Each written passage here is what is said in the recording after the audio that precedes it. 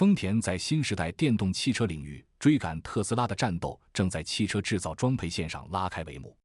这家日本汽车制造巨头一直声称其固态电池领域产生了技术突破，并于近期在美国电动汽车市场投入了80亿美元的赌注，试图说服投资者其与特斯拉竞争的能力。大家好，欢迎来到阿尔法科技频道，这是一个追踪前沿科技和新鲜趋势的频道，我是摩西。在汽车生产线上，丰田同样也面临着特斯拉的挑战，后者正在引领对汽车制造方式的根本性变革。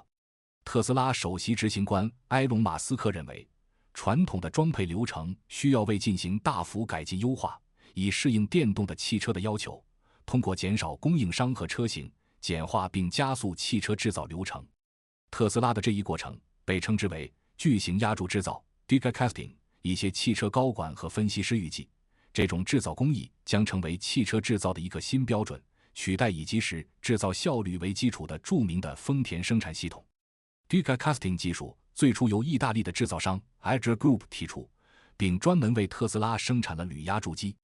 截至2020年 Ager 生产的这些压铸机是当时市面上最大的高压压铸机，加紧力在55000至61000千牛顿，相当于5600至6200吨力之间，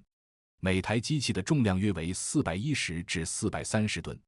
压铸工艺通过将熔融金属合金注入可重复使用的模具，金属冷却固化后取出成型产品。模具打开后被冷却至185摄氏度，由机器人清洁，准备新一轮的熔融铝，大约在1至2分钟后开始下一个生产周期。新铸造的部件被修剪至接近最终尺寸，然后进行测量、检查瑕疵，最后送往 CNC 机床进行精细加工。铝锭和边角料在天然气加热的熔炉中融化，达到850度。熔融铝表面的铝氧化物被机械移除后，液态金属通过加热管道送至750至850度的预热炉中，用400千瓦功率加热。为防止氧化，熔融铝上覆盖一层氮气，以保持温度均匀。每个铸造周期开始时，机器人在模具内喷35毫升大豆油，形成分离薄层。模具关闭，抽出空气，形成50毫巴低真空。熔融金属从保温炉泵入铸造室，温度750度，通过高速注塞强制注入模具。铸件完成后，机器人将其放入淬火池，从400度冷却至50度，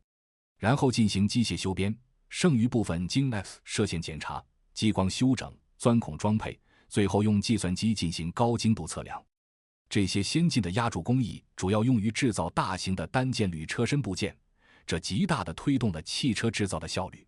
传统的丰田制造汽车的方式一直被视为行业的标准和标杆，但特斯拉所采用的新工艺正在成为电动车生产的新标准，这实在令人震惊。这对日本汽车制造业的影响将是巨大的。丰田新任54岁的总裁佐藤浩二不得不努力证明，他的公司每年生产数百万辆多种配置汽车的精细方法，在电动汽车时代仍将保持竞争优势。自2020年以来，特斯拉一直在使用巨型压铸作为其 Model Y 运动型多功能车的制造方法。马斯克表示，他首次有这个想法是在看到自己孩子的压铸玩具车后，他好奇为什么不能为真正的汽车复制这一过程。传统上，汽车的主体是通过焊接或冲压大量独立零件组合而成，但多年来，汽车行业其实也一直在使用铸造工艺来制造较小的铝制零部件，但马斯克这种使用这项技术制造整个汽车车身的计划，对于传统思维的人来说有些离经叛道了。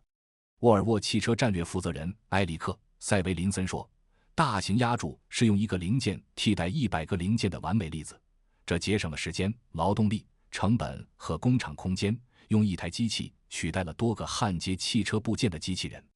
更换数百个零件的成本意味着汽车制造商通常会生产一种车型10多年，而压铸工艺会改变这个时间框架，并允许汽车制造商更快地更新他们的产品线。使用巨型压铸工艺对于电动汽车尤为重要，这是因为电动汽车必须越轻越好，以提高驾驶距离。尽管铝的成本高于钢材，但如果结合所有的因素进行综合考虑，材料成本上升不大，但就性能而言，巨型压铸显然更好。沃尔沃将在本10年晚些时候将铸造整合到其第3代电动汽车中，公司已经订购了2台巨型压机，打算将该技术用于大众市场汽车。丰田也在研究同样的技术，因为它计划大幅增加电动汽车的生产。在9月份的一系列展览中，其高管承认有很多东西可以向特斯拉和中国的其他电动汽车制造商学习，但丰田已经声明，他不打算全面采用特斯拉的巨型铸造方法，而是依靠其数10年的经验来寻找自己的方法。丰田首席生产官辛林和招对分析师和投资者说，说实话，我们在巨型压铸方面的落后，是因为我们还没有推出产品，但我们已经进行了很长时间的压铸工艺摸索，最终我们相信我们可以生产出更便宜、更轻、更薄且性能高的产品。通过采用巨型压铸并使用新的装配线，丰田计划将工艺流程和工厂投资削减1半。但高管们对使用单一模具制成的底盘生产汽车持谨慎态度，因为对于维修来说，更换车辆中的一个损坏部件相对便宜且容易。但如果必须更换整个底盘，将导致汽车维修成本的激增，这对于消费者和汽车保险来说并不是什么好消息。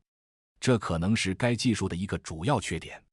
丰田正在考虑是否可以通过将底盘制作成几个部分来降低维修和保险成本，